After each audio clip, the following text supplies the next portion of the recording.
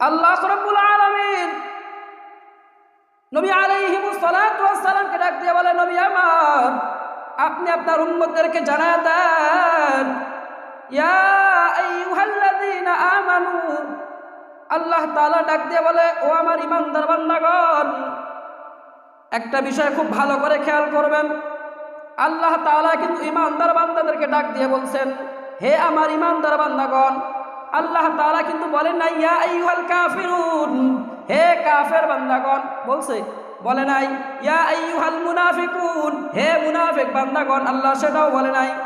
ইয়া আইয়ুহাল কাযিবুন, আল্লাহ তাআলা হে মিথ্যাবাদীগণ, এটাও বলে নাই। আল্লাহ কি বলছে? ইয়া আইয়ুহাল্লাযীনা আমানু, হে আমার ঈমানদার বান্দাগণ, হে আমার ঈমানদার বান্দাগণ, কুতিবা আলাইকুমুস সিয়াম, আমি আল্লাহ তোমাদের উপরে রোজাকে, রমজান মাসের রোজাকে তোমাদের উপরে ফরজ করেছি।